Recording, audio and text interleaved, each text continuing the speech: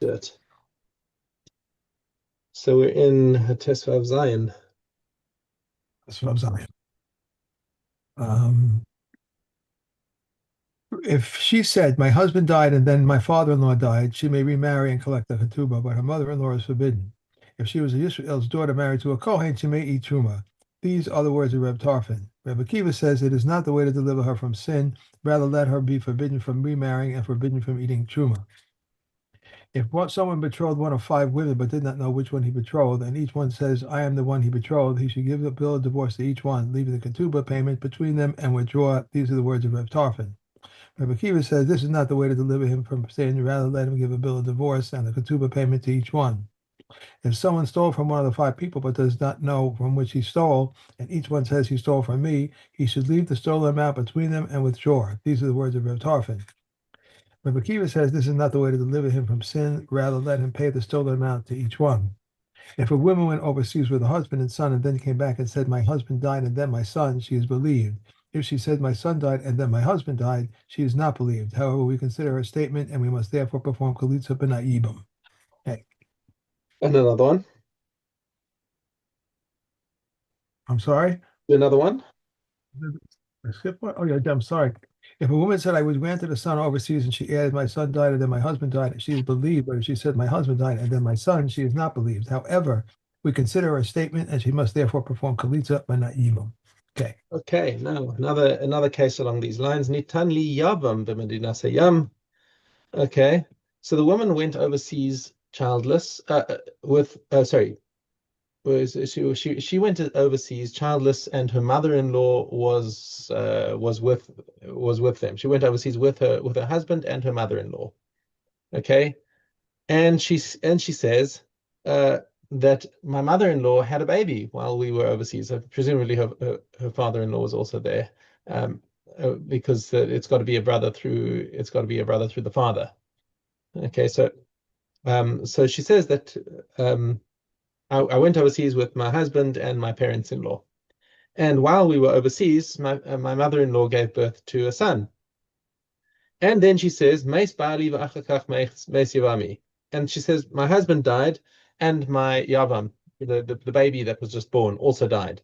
Or the other way, it doesn't actually matter which order it happens in this case. Yavami v'achakach ba'ali. Ne'emenes, she's believed. Again, it's a case of pesha asar or pesha hitir. We didn't know anything about her husband having a brother at all. As far as we knew, he was the only son, and therefore she could have come back and said, "My husband died," and just remarried. The fact that she introduced the other into the story, uh, she didn't have to do it if she was lying. She didn't even, she could have just kept quiet. Okay, so she's believed. However, if she goes overseas with her husband and her husband's brother, Amra Meis Bali v'achakach Meis Yevami, or Yevami v'achakach Bali. We're just keeping consistency. It doesn't matter what order they die in, because either way, she's subject to Yibum. But if the Yavam dies, then there's no Yibum. So Eina Nemenis, she's not believed. She's only believed about the testimony about her husband. She's not believed about her brother-in-law. So She'eina Isha Nemenis Lomar Meis Yevami. She is not believed to say, "My brother-in-law has died," in which permits her to marry anyone from the shuk. Below Meisa Achosi. Also, a woman is not believed to testify, "Oh, my sister died," which allows me now to marry my late sister's husband. Okay, she's not believed in that. She can Besa. She's got the option to marry any other man. It's not the reason why Chazal specifically gave her believability when it came to her husband is because if her husband is dead, she can and we need to allow her to remarry. Okay, but to let her marry specifically her sister's husband, no, that's not why we're giving her special believability. ואינה איש נאמן לומר מייס אחי שיבם ishto.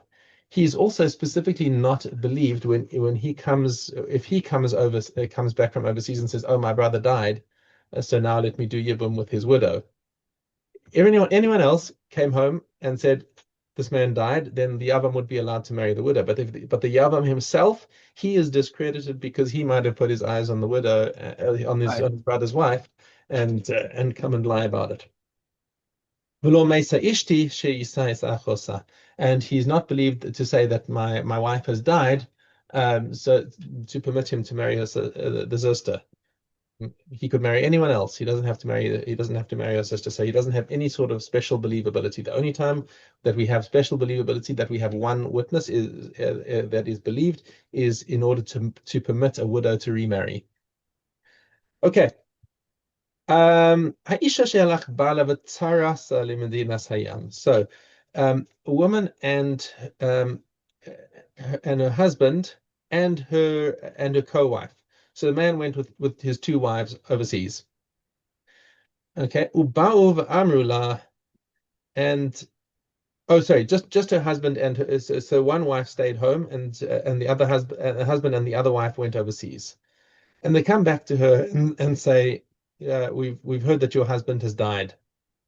Okay, now she is in a Yibum situation where she has surviving brother-in-law, but she's in a position now because we don't know anything about the co-wife, because maybe the co-wife is pregnant. Maybe the Mhm. co-wife is going to have a baby, in which case we could make a mistake either way. If the co-wife has a baby and we permit her to marry the yavam, then that's an erva. Okay, because it's her husband's brother shelo b'makom mitzvah. But if the tzara is not pregnant, does not have a baby, then she's not allowed to marry anyone else but the yavam. So um, לא תינשא ולא תתייבם עד שתדע שמא מעוברת היא צרסה. She has to wait until we see if the Tzara is pregnant. Um, to tell you the truth, it just strikes me now that there's a very easy answer to this. If she doesn't want to marry the Yavam, then she can just say, "Listen, give me a chalitza," and then we cover it either way. Because if my co-wife is pregnant, then it was a meaningless chalitza, and if she's not pregnant, then I'm free to remarry anyway. Okay, so that would have been a good answer, but we're talking hypotheticals here. Paisala Chamos. Now, what happens if she has a mother-in-law, and let's say her husband went overseas with her mother-in-law, and her father-in-law. I think we should say we don't have to worry that in the 9 months while they were away, that her mother-in-law gave birth to a baby. Remember, if her mother-in-law has a son, the only way he can be a Yavam if he's alive during the lifetime of his brother. If he's born after his brother dies, that's not a Yavam. Okay, that's one of the cases where it's got to be a brother who was alive during the lifetime of his brother. So says the Mishnah, she does not have to suspect that her mother-in-law had a baby during the year that they were away, and now she can't remarry. However, if her mother-in-law was pregnant when they went overseas, now she has to suspect. Okay. By the way, the lumdus of this is that we say that it's a sfaker. Ah, A double suffix means it's a suffix if her mother-in-law would become pregnant from her, assuming her father-in-law had to be with her. right. But it's a suffix if she becomes pregnant, and even if she is pregnant and she has a baby, maybe it'll be a girl. In which case, so you've got a faker, so that Mm. that is going to permit her to remarry. Rabbi Yeshua Omer, "Ein chosheshes," even in the case where we know the mother-in-law was pregnant, um, he claims that this is a faker as well. Why? Because you've still got two fakers. Maybe she's not going to carry to term. Maybe so there's a suffix if she maybe is going to miscarry, and even if she gives birth to a live baby, maybe it'll be a girl. So the halacha does not follow Rabbi Yeshua over here. Apparently, it's not enough of a suffix. The probability of her miscarrying is not considered enough of a suffix to call it a faker. Okay. Um, Next case, Mishnah base. Shte Yevamos. Well, you've got two Yevamos, in other words, two women who are married to two brothers. There's I don't know. There's no in in Hebrew, you've got two different terms for those two different relationships of what we call in sister-in-law is kind of ambiguous. It could be sisters-in-law because one is married to the other one's brother. That's what we call in Hebrew gisa. Okay, and then there's Yevama, is two women married to two brothers. Okay, and that's called those are called Yevamos to each other. Right. Okay. Why? Because they're both married to people that if one of them would die, the husband would be a yavam to the widow. Okay, okay. Zoameres. So these two sisters-in-law come back from overseas. Zoameres meis bali, Zoameres meis bali. Each one testifies that my husband died. Okay, so here we have a very funny situation where each one each one is believed about their own husband. You say, fine, okay, but now you're subject to Yibum by the other one's husband. And each one is believed in respect of themselves that they say, okay, you're now a widow, but you're still awaiting Yibum from the other woman's husband. So each one we're telling them, we believe that your husband is dead, but with respect to the other one, because it's her sister-in-law and they're in a situation of enmity, we do not believe them about the other one being dead. So zo asora mipnei bala shel zo, v'zo asora mipnei bala shel zo. Each one is not allowed to remarry anyone from outside the family because we don't believe that the Yavam has died. What happens? Lazo edim v'lazo ein edim. So one woman comes back and she says, "My husband died, and not only that, but I've got two witnesses, two kosher witnesses who will testify that he died." But the other one doesn't have such witnesses. Irony. As sheyesh edim, the woman who comes back with witnesses, she is not allowed to remarry because she's still tied to this Yavam that we don't have clear testimony that he's dead. But the woman who didn't bring back witnesses, she's allowed to remarry because she can testify on herself that her husband is dead, and she's got two witnesses saying that the Yavam is dead. Okay, so irony is that she's allowed to remarry, but her sister-in-law is not. Lazo banim v'lazo ein banim. One of them has children, the other one doesn't have children. Okay, so this is a more obvious case. Sheyesh la banim muteres v'she'ein la banim asura. The one who has children obviously is free to remarry because she's not in the parasha of Yibum. Right. Okay. Nisyapmu. Now, what happens if these two brothers who died had two living brothers back in the old country? So these two living brothers came and did yibum on the two widows, right? Because either way, they're definitely permitted to marry to do the yibum. They're just more brothers, okay? And everything is fine until the two yavamin also die. So now we returned to the situation where we've got two brothers overseas who are not sure if they're alive or not. So says the Tanakama, Asuras Lihinaseh, they still cannot remarry because we're now lumped back into this original situation where each wife is only believed about the fact that their own husband is dead, but not about the fact that the potential Yavam is dead.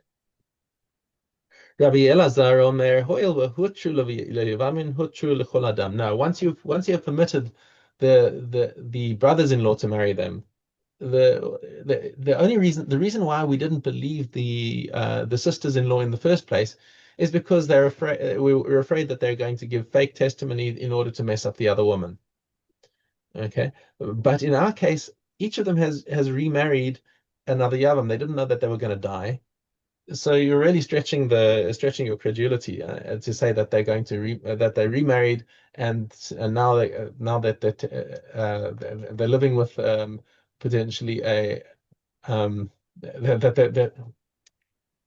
they planned this so far in advance that they were planning for their brothers-in-law to die just so that they could get their sister-in-law to remarry and get all these penalties in the event that the Yavam would die. So the halacha still doesn't follow Rabbi Elazar. We say that the original Safek is still alive, and we don't have any evidence that each of the Yavamin is actually dead. Okay, fun cases. Leslie is a hypothetical. So, Yes, yes, that's right. Yud Gimel Chet. If someone was married to two minor orphans and died, cohabitation or chalitza with one of them is releases her co-wife. So too in the case of two deaf mutes. If one was a minor and one was a deaf mute, cohabitation with one does not release a co-wife. If one was competent and one was a deaf mute, cohabitation with a competent one releases the deaf mute, but cohabitation with a deaf mute does not release the competent one. If one was an adult and one was a minor, cohabitation with the adult releases the minor, but cohabitation with the minor does not release the adult. If someone was married to two minor orphans and died, if the Yevamos cohabitated with the first one and then the second one, or his brother cohabitated with the second one, he did not qualify the first one. So too in the case of two deaf mutes. If one was a minor and one was a deaf mute, if the Yevamos cohabitated with the minor and then with the deaf mute, or if his brother was then cohabitated with the deaf mute, he did not disqualify the minor. If the Yevamos cohabitated with the deaf mute and then with the minor, or his brother then cohabitated with the minor, he disqualified the deaf mute. If one was competent and one was a deaf mute, if the Yevamos cohabitated with the competent one and then with the deaf mute or his brother cohabitated with the deaf mute, he did not qualify the competent one. The Yevamos cohabitated with the deaf mute and then with the competent one, or if his brother then cohabitated with the competent one, he disqualified the deaf mute. Okay, that's it. There's no time period on here for the Yevamos. How you have like 2 months to do it. You have a year because if the Yevamos are out of the country, they're in the by the time they get the mail and get back, and you're talking about a long time. So Could be. I mean, because the oven could be back in the, it should be in the old country. Whatever the case. Either way, they have to wait 3 months to see if she's right, pregnant. That we said in a separate Mishnah. That's taken as read in all of these Mishnayos. right. That's true. That's true. Okay. Okay. Let me see. We have a base Gimel. Yeah. General principle was stated concerning the Yavama. If anyone prohibited because of herb need to perform Kalitza, nor is taken in Yibum, her prohibition is by commandment or because of sanctity, she requires Kalitza, but may not be taken in Yibum. If her sister is her fellow Yavama, she may either perform Kalitza or be taken in Yibum. The prohibitions by commandment are secondary arayas by rabbinical decree. Prohibitions because of sanctity are a widow to a Kohen Gadol, a divorce. Excuse me. A divorcee or Kalitza to an ordinary Kohen, a Mamzeres, a Nisanite to an ordinary Yisrael, and the dead daughter of a Yisrael to a Nisanite or Mamzer. One who has a brother of any kind binds his brother's wife for Yibum and is considered for his brother in all respects, except for someone who has a brother from a slave woman or a non-Jewish. One who has a son of any kind releases his father's wife from Yibum is liable to striking or cursing him and is considered his son in every respect, except for someone who has a son from a slave woman or a non-Jewish. Okay. It's interesting when you always say if these in the old country, because something that is in Eretz Israel, and this is the old country. So what's Yeah.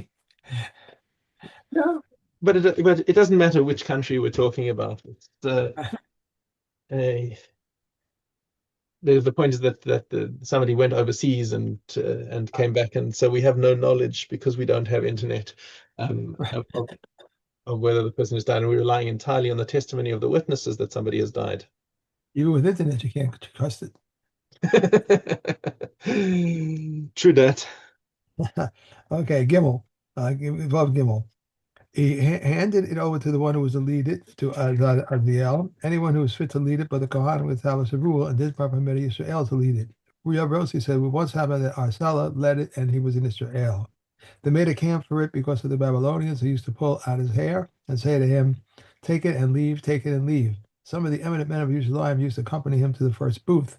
There were 10 booths from Yerushalayim to the precipice, and it was 90 rests, 7.5 rests to every mill. At each booth, they would say to him, here is food and here is drink, and they would accompany him from that booth to the next, except for the last of them. For the last escort could not go with them all the way to the precipice, and he would stand from afar and observe his actions. Okay. Gimel bags. Why do I always put it in the wrong place?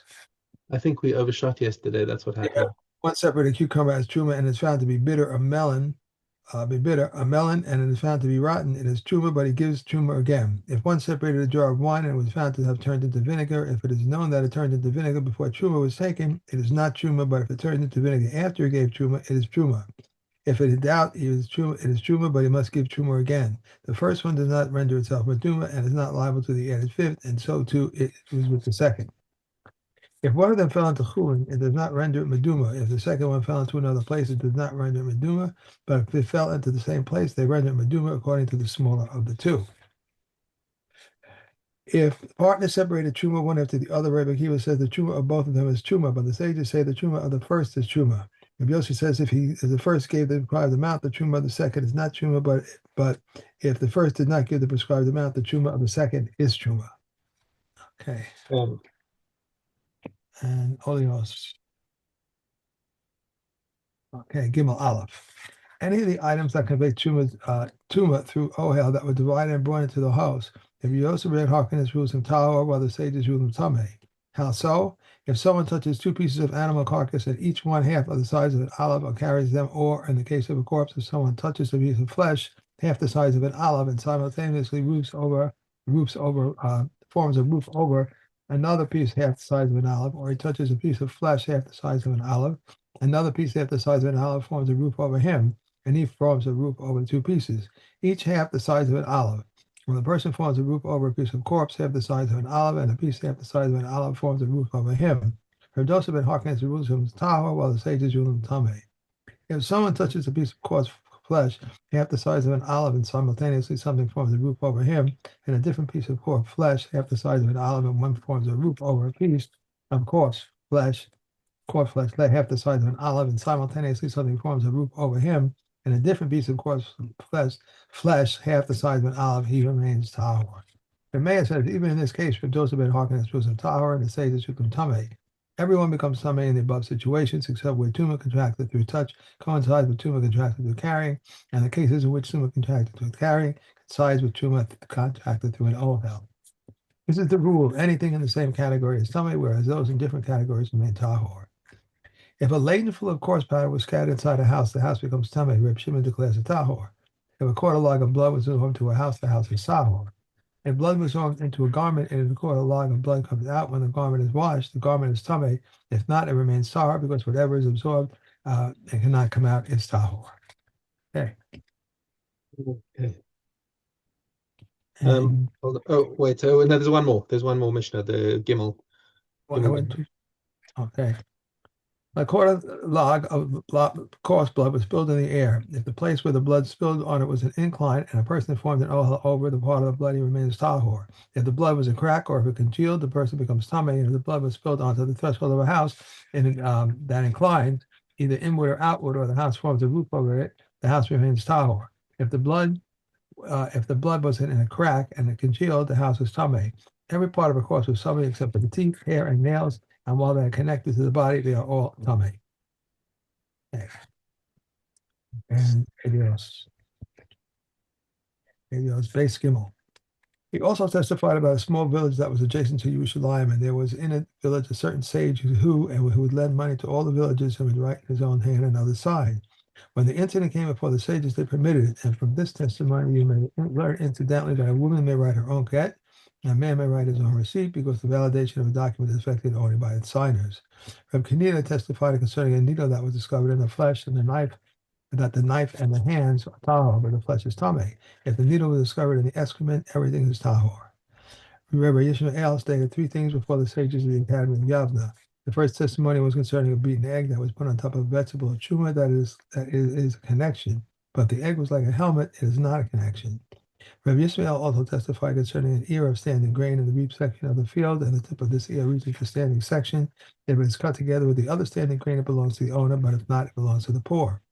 And Mishna testified concerning a small garden that is surrounded by trellis vines, that if there is in this garden space for the grape harvester in his basket here, and a space for the grape harvester in his basket here, he may be sown, it may be sown, and if not, he may not be sown.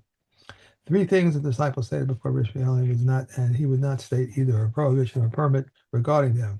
Rabbi Shua ben Maisa clarified them. They asked about one who squeezes a boil on Shabbos. Rabbi Maisa and Masa clarified, if his intent is to make an opening for it, it is liable, but if his intent is to move the pus from it, it is not liable. Anything they asked the law regarding one who traps a snake on Sabbath, Rabbi Shua and Masa clarified, if he involves it so that it will not bite him, he is not liable. But if he traps it for medicinal use, he is liable. And they asked the law regarding sealed pots. Shua and Masa clarified, in the tent of a corpse, they are tahor, but they are tameh when they carry by a zav. Rabbi Eliezer ben Tzadok says they are also tahor when carried by a zav because the processing has not been completed. Okay. I saw a headline today that the hackers from, sorry, I didn't read the article. The